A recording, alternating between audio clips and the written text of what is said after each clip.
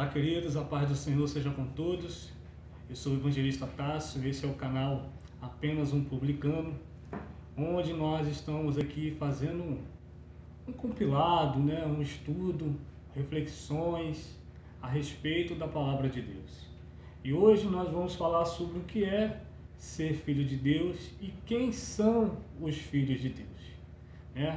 A gente vai ver por aí homens falando que todos são filhos de Deus, porque fomos criados por Deus, que todos os caminhos levam a Deus. Mas o que a palavra do Senhor diz? O que foi o que o Senhor Jesus disse? O que os seus apóstolos disseram sobre esse tema? É isso que nós vamos discorrer neste vídeo. Então, se você ainda não é inscrito, se inscreva no canal. Estamos chegando aí à marca de 2.800 pessoas. Faltam ali mais ou menos 4, 5 pessoas desde quando eu estou começando esse vídeo. E se você gostar desse vídeo, dá o seu joinha aí, seu curtir e compartilha com aquela pessoa que você ama, que você sabe que vai se beneficiar deste vídeo, porque a palavra do Senhor ela nunca volta vazia. Amém? Então nós vamos discorrer esse ensinamento, essa reflexão, lembrando sempre que eu não sou o mestre, eu não sou o doutor, eu sou apenas um publicano pecador. Amém? Que precisa tanto da misericórdia quanto qualquer um que estiver assistindo esse vídeo. Então vamos lá. Romanos capítulo 8, versículo 14 diz assim: porque todos os que são guiados pelo Espírito de Deus, esses são filhos de Deus. Então, como eu disse, o mundo aí afora diz que todos somos filhos de Deus, porque Deus criou o mundo. Deus é o criador de todas as coisas, foi Deus quem criou o homem. Então, logo, para eles, para alguma parte da população, acredita que, por conta disso, as pessoas que creem, lógico, em Deus e creem no criacionismo de Deus, acreditam que somos filhos de Deus porque fomos criados por Ele. Mas o que o texto de Romanos 8,14 está dizendo? Aqueles que são guiados pelo Espírito de Deus. A palavra de Deus fala que o Espírito pairava sobre a face da terra lá no início, antes mesmo de Deus começar a construir aquilo que nós conhecemos hoje. Antes de Deus criar os luminares, a luz, antes de Deus criar os seres humanos, os seres terrestres, as aves do céu, os peixes da água, o Espírito já estava lá. Então Deus vai falar, façamos, o homem é nossa imagem e semelhança. Ou seja, o Espírito já estava lá. O Espírito, é Deus. O Espírito está ligado a Deus. É a própria manifestação de Deus, o Espírito Santo. Então, quem é os filhos de Deus? São aqueles que são guiados por Deus. Aqueles que se permitem ser influenciados por Deus. Aqueles que não aceitam a primícia de que eu sou um ser pensante, então eu sei o que é melhor para mim, eu faço aquilo que eu quero, eu cumpro com as minhas vontades, eu faço da minha vida o que eu bem entender. Esses não são guiados por Deus. Porque a palavra de Deus ela tem um conflito direto com a minha vontade. Porque a nossa vontade ela é o quê? Humana, ela é carnal. Ela faz a vontade da carne, a carne é terrena. A carne não conheceu o céu, diferentemente do nosso espírito, que procede de Deus. E é Ele quem nos inspira a buscar a fonte. E quem é essa fonte? O próprio Deus. Amém? Então vamos continuar aqui. Alguns irmãos, agora falando mesmo das pessoas que já se converteram, que estão na igreja, às vezes acostumam a aceitar esse ledo engano. Acreditando que todos são filhos de Deus, que eu não sou especial, que eu não sou diferente. Mesmo tendo confessado o Senhor Jesus, mesmo estar ali constantemente buscando conhecimento na palavra do Senhor, buscando a revelação da palavra do Senhor, buscando o poder da manifestação que procede do Senhor.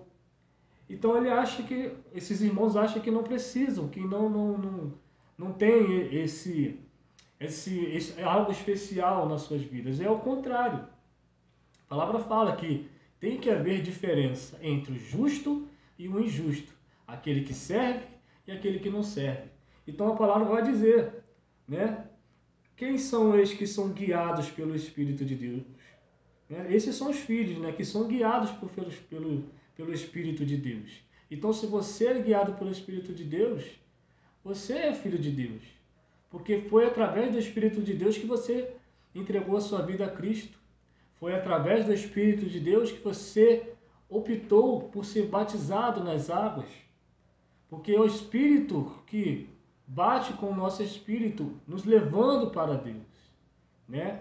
E como que ele se manifesta? Através da pregação da palavra, através dos louvores, através de N coisas que Deus nos mostra para que possamos tomar as nossas próprias decisões baseados na palavra do Senhor, baseados na vontade de Deus. Isso é ser guiado por Deus, pelo Espírito de Deus, né? Olha o que Romanos 8,15, né, o próximo versículo vai falar. Porque não recebestes o espírito de escravidão, para outra vez estardes em temor. Muitos desses irmãos aqui, que aceitam essa premissa de que todos são filhos de Deus, acabam sendo paralisados por essa falsa verdade, né? Deixando de obter, de conquistar, de desfrutar das coisas de Deus, de que Deus tem para a vida deles, por causa disso. Porque está um espírito de escravo ainda na mente dessa pessoa. Está um espírito de uma pessoa que não foi salva, que não foi liberta, né? Ela entregou a vida para Jesus, ela se batizou nas águas, ela está na igreja todas as semanas, todas as reuniões, mas o espírito nela, que habita nela, é um espírito de escravidão. Ela ainda não foi liberta desse cativeiro, desse cadeado, né? E Romanos 8,15 fala exatamente sobre isso. Porque você não recebeu o espírito de escravidão para outra vez estares em temor, mas o espírito de adoção de filhos, pelo qual clamamos, Abba, Pai. Então o Espírito Santo, o Espírito de Deus que nos guia para Deus, a primeira coisa que ele faz nas nossas vidas é tirar o espírito de escravidão, o espírito de medo, o espírito comum que habita no meio das pessoas, né? Nós temos agora o espírito que clama, Abba, Pai, que não chama mais Deus como se fosse algo bem distante, sabe? Está chamando aqui, sabe o que significa Abba? Abba significa pai, é o mesmo que nós dizemos paizinho, papai. É algo íntimo, é algo próximo, né?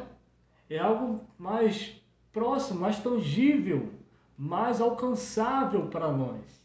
E muitos irmãos entendem que mesmo que eles estejam vivendo uma novidade de vida, que eles precisam manter essa distância, quando Jesus está falando ao contrário. Pelo qual clamamos, Abba, Pai.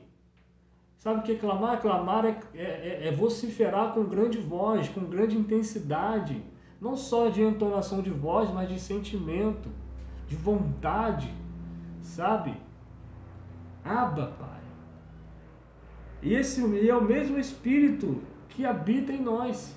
Esse Espírito de adoção de filhos. Esse Espírito mesmo, que no versículo 16 vai dizer, ó, o mesmo Espírito testificar dá testemunho com o nosso Espírito, que somos filhos de Deus. Mas o irmão, ele ainda prefere ouvir o que diz a sabedoria popular, o que diz os influencers, o que dizem os artistas, que não conhecem o mínimo de Bíblia, que não conhecem o Deus de quem a Bíblia fala, que não conhece o Jesus de quem a Bíblia fala.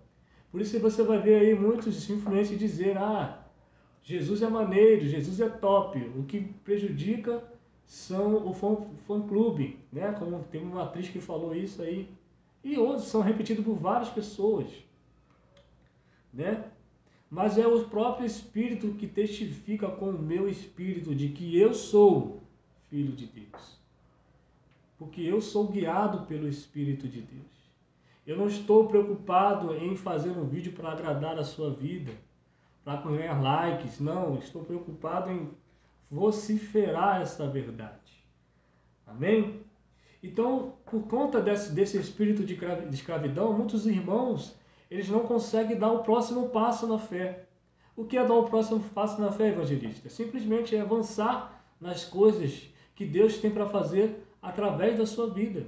Porque se Deus fez uma obra na tua vida, acredite, não é só para você, não é para parar em você, é para que através de você outras vidas ainda sejam alcançadas, para que o Espírito de Deus que habita em você possa tocar ainda outras vidas. Amém? Então essa falsa verdade que o mundo tenta colocar, né, fazendo esse paralelo, gera a desconfiança em muitos irmãos. Espera aí, se todos são filhos de Deus, qual é a especialidade de ser filho de Deus na igreja? Né? Então essa desconfiança que o mundo tenta implantar, que você sabe, é o que Satanás mais faz desde o início de tudo.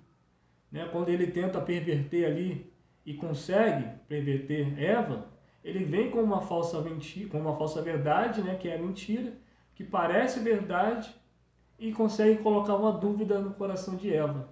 E a dúvida, ela gera um medo. E o medo gera desconfiança. E a desconfiança é o oposto da fé. Se a fé gera milagres, a desconfiança vai gerar tragédias. Vai gerar um distanciamento ali de Deus. E quando você para de ser guiado pela palavra de Deus, você deixa de ser guiado pelo Espírito de Deus, e você passa a ser criado por outros espíritos.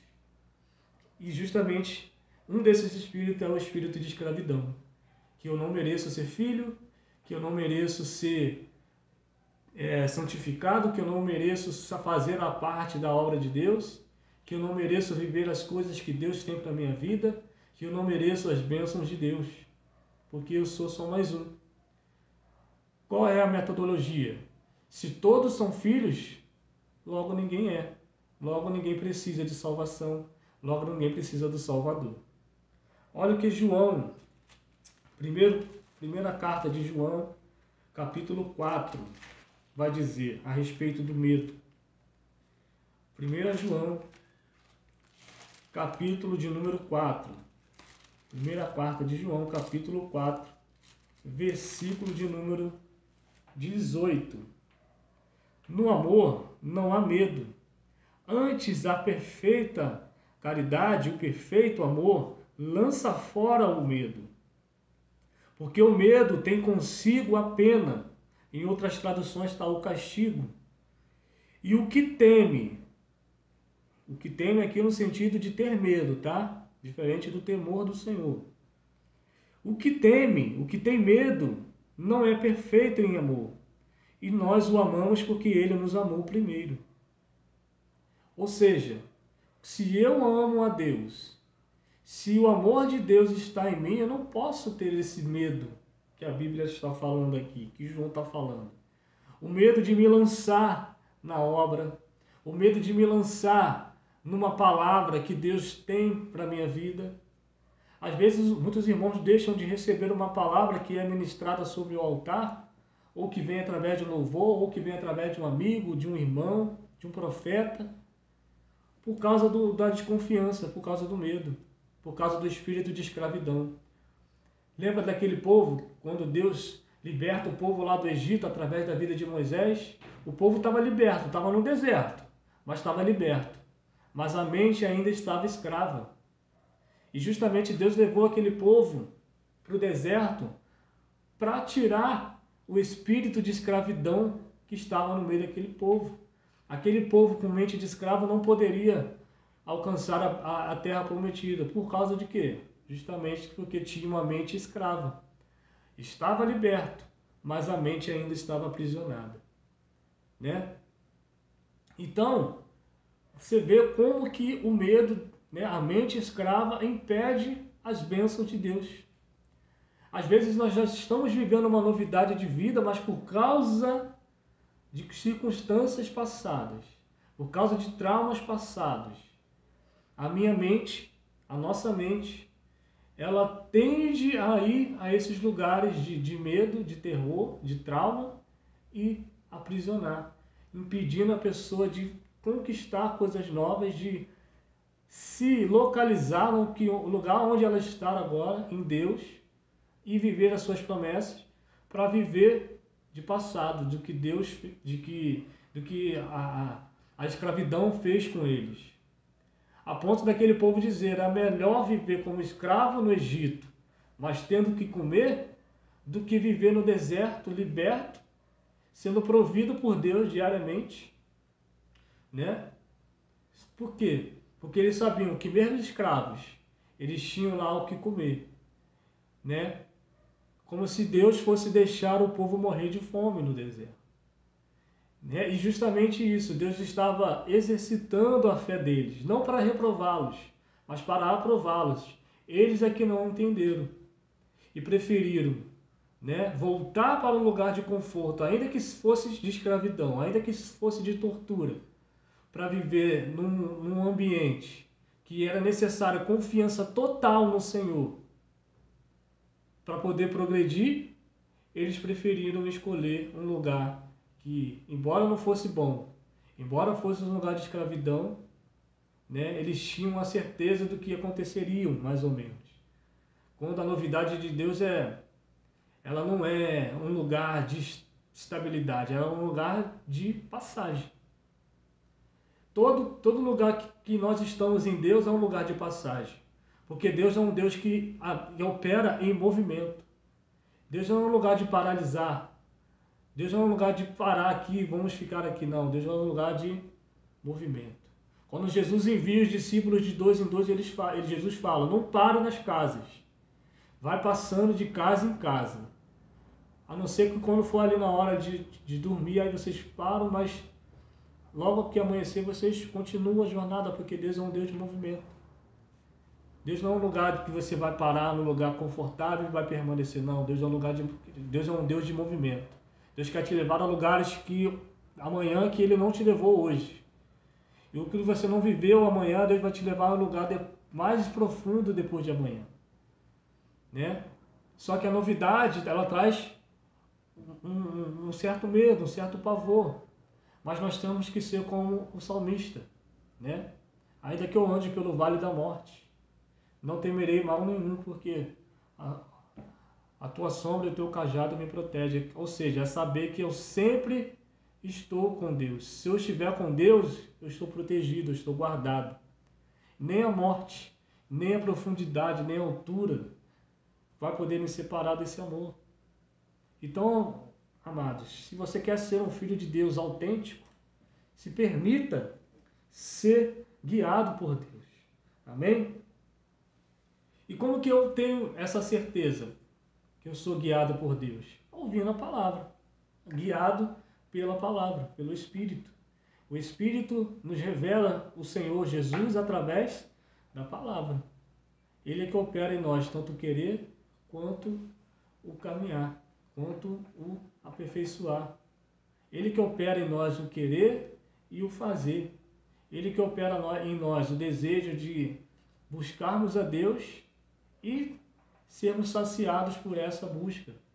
Sermos preenchidos com esse poder de fé, com essa coisa maravilhosa que só a presença de Deus pode trazer para as nossas vidas. Para nós encerrarmos aqui esse vídeo, vá comigo lá o Evangelho agora de João, no capítulo 1. Então, o inferno ele tem essa metodologia, né? De colocar assim, de colocarmos todos numa mesma prateleira. Porque se todos são, logo ninguém é. Você entende isso? E se ninguém é, então para que um Salvador? Para que buscar a santidade? Mas olha o que João vai falar no capítulo 1, versículo de número 12. Mas a todos quantos receberam deles o poder de serem feitos filhos de Deus, aos que creem no seu nome, os quais não nasceram do sangue, nem da vontade da carne, nem da vontade do varão, mas de Deus. É Ele quem faz esta obra. É Ele quem impulsiona você a buscar a santidade. Então essa é a metodologia do inferno. Que se todos são filhos de Deus, se todos são merecedores, então ninguém é merecedor de nada. Então o sacrifício de Jesus, esquece, não valeu de nada. Não vale a pena viver uma vida de santidade. Não vale a pena buscar conhecimento da palavra de Deus. Isso é a metodologia do inferno, para que você deixe essa verdade, tá?